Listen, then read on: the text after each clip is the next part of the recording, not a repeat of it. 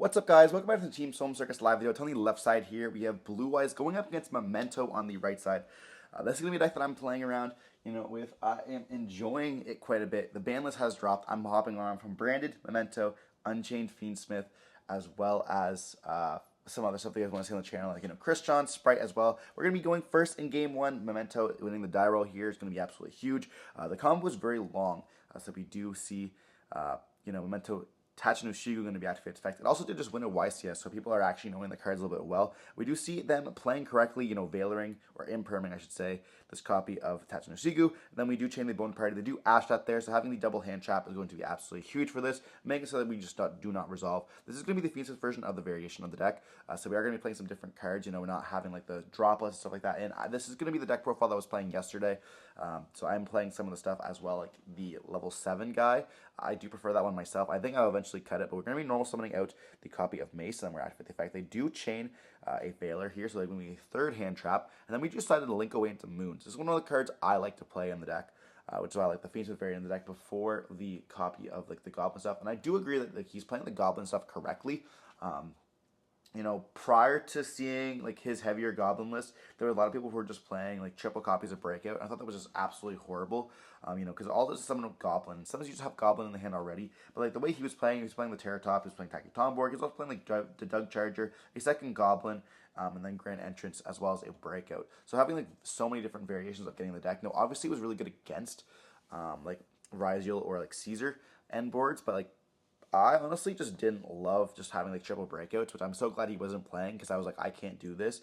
So we ended up like playing the Fiendsmith stuff, because I think that Fiendsmith is absolutely broken in this deck. If you do get triple or double hand trapped, you can just kind of end on a Caesar, which a lot of times will be enough, alongside like Caesar plus like the Lacrima engine, or you can just go up into like the air leader combo. If you have another body, then you can just go up into like that stuff as well if you started off with Engraver. But you can't get that without having Engraver in the hand, which is kind of unfortunate, which is why you have to play 3 copies of it. But like Caesar can just be a powerhouse, or like a Desiree, personally up to your choice. But like we do see the how much it does do.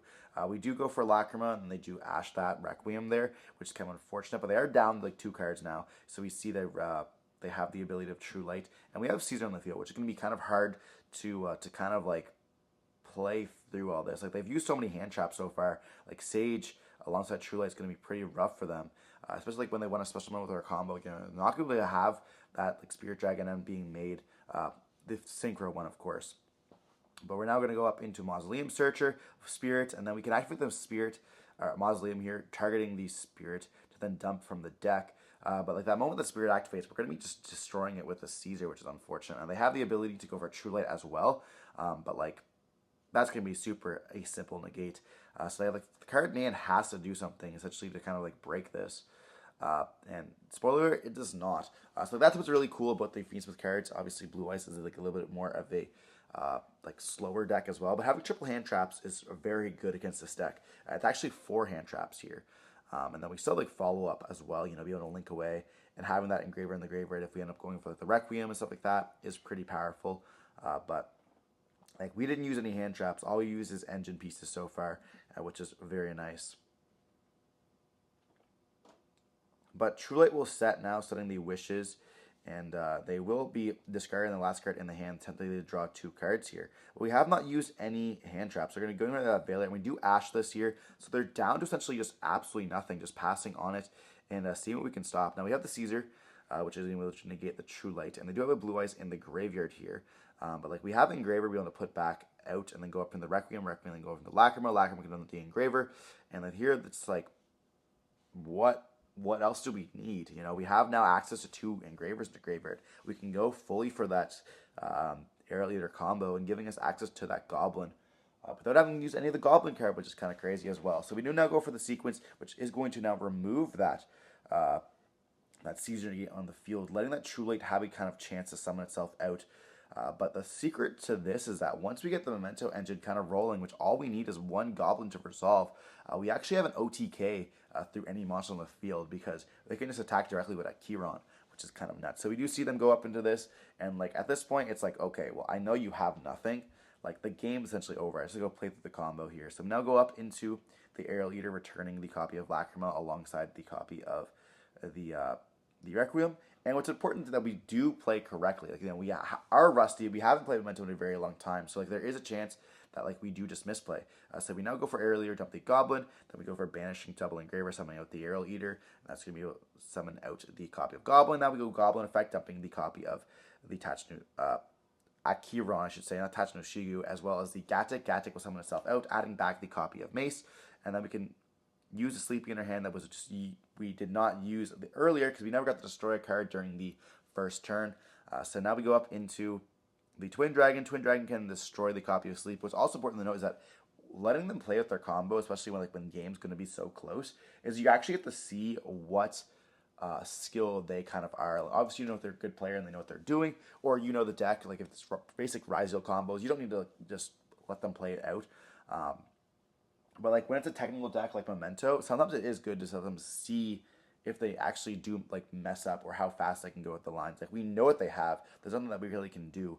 So it kind of like shows you the skill that is like what they do have, or if how they play or what other cards they are playing. You know, at this point I don't really reveal that I'm playing the level 7, which is important. But like we do go for the dump of the big combined creation guy, and then we can just like shuffle back. We have the fusion as well.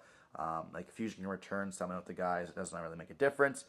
We just want to go for a clean attack for game. We're gonna go for the big guy here. Big guy's gonna dump some names, and then we just put back 5, attack directly, game. So we see Memento end up taking game 1. Do not look at this end board.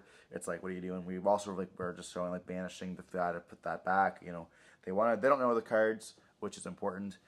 So like being able to show them what they do and like how you get game. We go attack. Like it's okay. That's pretty crazy. But yeah, if you don't know Memento, a lot of times like let your opponent play it out. Like looking back, I probably shouldn't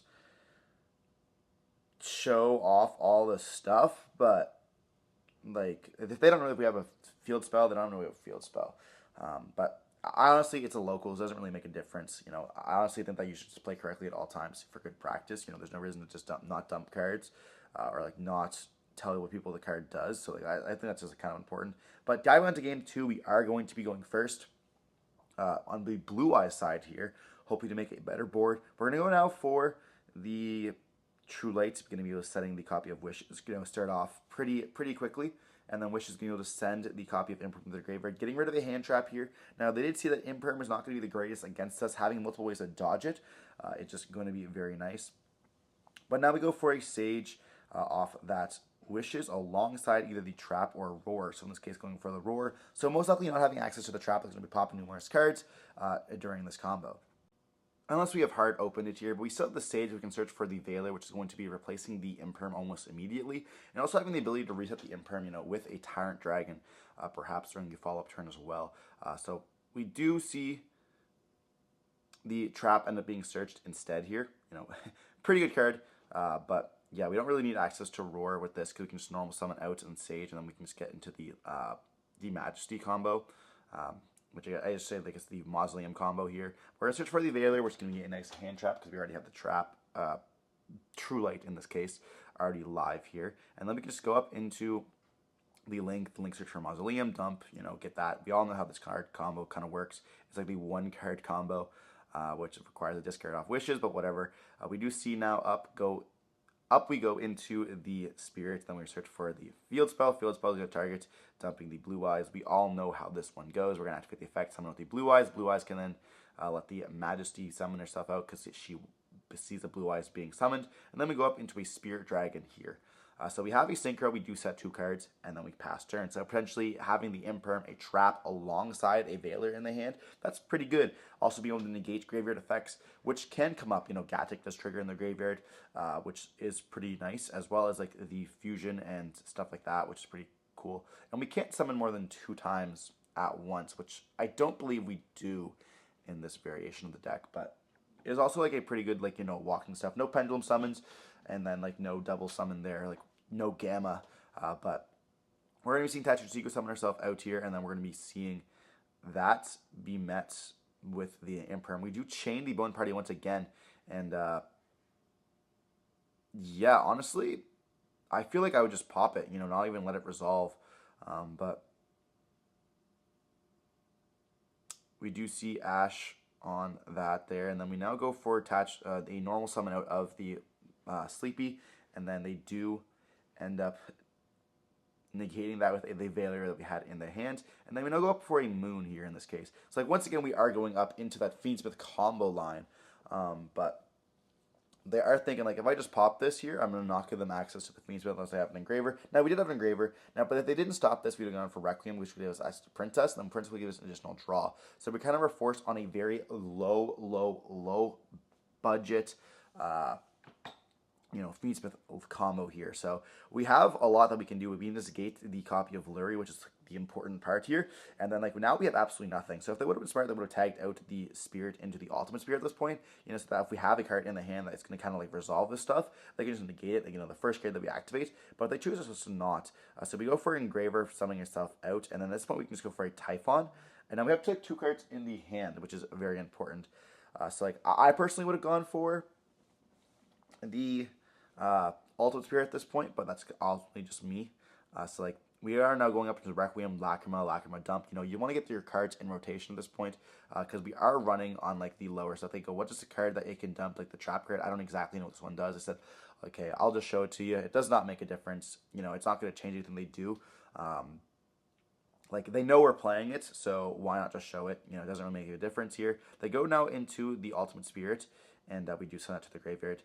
And then now we can go for a Typhon, which is pretty nice because I can't activate the effect of it, which is pretty cool. So we're gonna go Typhon in defense position, and this is gonna be at the in the defensive. Like we're not going for a offensive Typhon, we're going for a defensive Typhon. And like if you guys have seen the deck profile that I ended up posting yesterday, I explained why I'm playing Typhon. It is actually the 15th card in the extra deck, and there was a few different options I could take. Which one? But I really did like the fact that if you are playing against Blue Eyes, you can just actually like end on this Typhon. And like you'll see in the end phase kind of what happens here. So like, it's going to be destroyed, which is going to be nice. And it's not going to bring back out the other card because it has more than 3,000 attack. Now they go for the True Light, bringing out the Blue Eyes, and then we're going to see Maiden summon herself back out again. And they're going to go end phase. We see the destruction. They try to bring back out. They realize, oh, I cannot, which is pretty nice. So we are in the defensive position here, which is not the greatest, but against Blue Eyes and having the Fiendsmith cards in the graveyard, it's going to be quite fine. We have the Desiree, which can send anything to the graveyard, which can then be able to negate the True Light at any point. Actually, I think Desiree only sends monsters. I don't know why I said that there, but well, we have just a bunch of ways to kind of stop this here. It is target 1 card on the field, so it can send that True Light to the graveyard, which is kind of important. So they have to like make a Spirit Dragon preemptively, and then at that point they're not going to be able to negate our great effect, which is kind of nice. So they are like kind of stuck in a little bit of a control wheel. But what's also important is that Desiree has under 3,000 attack, so it's going to be able to trigger, which is super nice. Like a lot of people just do not realize because it does gain the attack. But they're going to go up into the Spirit attack position, and we're going to see them bring back out Blue Eyes. And like we're not going to activate this at all because we know that the moment we do activate the Paradise, it's going to get negated. We want to find like a way for them to like negate something else and then kind of go for it. But now they go for a Tyrant Dragon, which Tyrant Dragon can just reset their Majesty, and like we've kind of just not be able to do anything here. They can go battle phase attack and then reset the Tyrant with Tyrant, and like we're going to be in a losing battle. We have to kind of force out the Spirit by going for like Lacrima, trying to put back, them negate it, and then we just go for, hopefully they go for a Fiendsmith in Paradise. But like we kind of misplayed at this point, honestly. Like I probably, looking back, I would have gone for the Typhon on the last turn, and then have the Lacrima in the graveyard to kind of bait out that Spirit at any point of time, and then go for it. But you gotta live and learn. We take some damage here, which is going to be no big deal. We have a few other turns, but having that set trap is going to be absolutely massive in this case. We have to open up something really good in this scenario here, or else we're not going to be playing. Like if they just pop our cards, we're kind of just going to lose. So we're already on the defensive, and it's not looking great. Now we have 3 cards in the hand when we do draw for turn. So there are like a bunch of 2-card combos that we have that can just dodge all this stuff here. But if they do play the trap card correctly, we're just not going to win.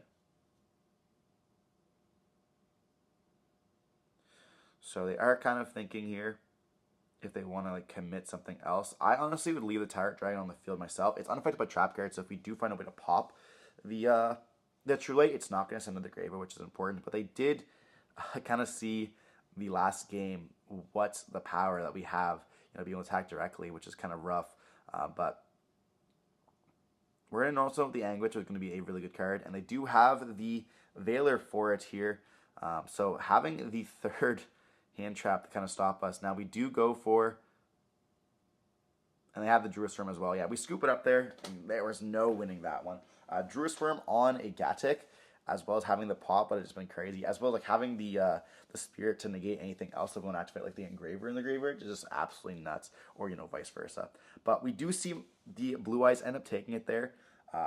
Lots of hand traps, opening up very well here for Blue Eyes. And game one, it didn't work out well for them. With us being able to play through it and having a little bit of a grind game, they wasted like they used 4 hand traps and they didn't have enough gas for themselves. But in game 2, they had the gas and the hand traps, and it did pan out quite well for them. Now, moving on to game 3, we're going to see Memento going to go first. Once again, we're going to also want the copy of Anguish, which, believe it or not, I'm only playing 2 of in this build. And then we see a search for the copy of Tachinoshige. Tachinoshige is summon itself out. Then we're going to activate the effect, destroying itself. And then I don't have any hand traps here, so we're going to go full Memento combo. If you guys want to see a video about this, let me know in the comment section down below, and I'll definitely redo a combo video for you guys. But this is going to be just a really long combo. Now, he does tell me there's no hand traps here, which normally you do not do. Do not tell your opponent you have no hand traps. It's going to make them play differently. But yeah, we dumped the Gatic and the Mace, and then also the copy of the Goblin, and then we're going to be going for just the basic combo here. We have the Sleepy in the hand because we are playing double Sleepy, which is kind of my personal thing. I love that card so much. I definitely recommend everyone playing 2 Sleepy. I know some people just think that just is wrong, but it's just how your personal play style. Here we do summon or search out for the Horn Dragon, and honestly, this card, you don't need to play it. It's another name. I've played it for the longest time prior to this. When I stopped playing Memento, I think almost everyone on my list played that alongside the trap card that popped. But, a lot of players don't play it anymore. I definitely want to cut it. Now, for my first locals back with Memento, I didn't want to cut it due to the fact that I wanted to make sure I still remember how to play the deck correctly alongside having the extra name for the Fiendsmith stuff or for the for Cross Sheep I felt was important. Eventually, they will be cut. You can consider it the training nose of the deck or another form of interruption. But I just didn't want to make a mistake and then not win a game because I just forgot that I wasn't playing that card. Which a lot of times you want to ease your way back into a deck. But the combo is still pretty basic. We all know how it is. Now here, I do believe I misplayed a bit. I went for a little bit of a weird stuff, not finding a way to pop the Akiron. We have to go for the Fiends with cards instead here. Now we go for Lacrima up the Engraver, and it is fine because I do remember playing with the Fiends and stuff and having the ways to recover. We now go up into a Princess here, and we don't have a way to pop the Akiron to add back as a point here. So we're trying to find double ways of fusion summon. We go now for the sequence. Now this is what I mean by when they say no hand traps. We now are able to go up for a risky play, knowing that we're not going to be able to get that kind of stopped. So we actually now dump the Engraver because we have that second copy of the Engraver. It's going to give us the second copy of Engraver because we already had the Goblin in the graveyard. And now we go for Airleer. Airleer is going to be bring back out the copy of the Witch. Witch can now use her secondary effect, destroying the Akiron to add back the fusion and also bring back out the Goblin. And this is the huge part here. If we would have not known there was no hand traps, we would have played that completely differently and not known this combo. It would have most likely been an SP plus a big guy pass, and that's just not great. So we now go for the fusion. Fusion going to then Memento fusion going to now go up into the fusion, and the fusion going to be dumping itself alongside Hachinoshige, which I think was one of the cards I returned. Then just another body does not really make a difference. We banish the fusion to play the field spell here, and then we're going to summon up the big guy. And we return way too many at this point. We're okay, I'm just returning way too much. But we put Goblin, the level 7 back, and just the double names here. We leave a Sleepy in the graveyard. And yeah, we just set. And then during the end phase, we're going to be seeing the field spell reset the fusion, which is important because that's going to give us access to Guardian Chimera. Now you're looking at this end board and you're like, what the heck is this? We have a random air leader on the field. We have a Memento Witch on the field. But those are bodies for the copy of the Memento Fusion. So we have double pop alongside a triple pop. If we want to pop a 1 card, we can just pop with a Fusion, popping the Anguish, and then having stuff as well like that. We have the Memento big guy, which can bring back the Sleepy to Fusion summon if we want to. Whatever really we want to. If we want to be, pop 1 we have so many different sequencing effects, which is important in this. And like you look at the end board, like, okay, this is not that much, but it actually is quite a bit. Like we have like 3 pops to 5 pops at 2 different times with an SP on the field and then insane follow up as well. So like that's pretty nice having 5 pops when you have 6 cards in hand, and SP. Like that's like 5 interruption pieces if played correctly. So we're going to be seeing them normal summon out the Alistair here, and then they're going to search for an invoker, search for invocation, I should say. And then we do activate the Mace in the hand, which is going to be a snatch steal, taking that Alistair. First off, not leaving them a body for the Spirit, which can give them access to the field spell, but also taking away their access to invocation once they hard open another one here. So, and also a body on the field for the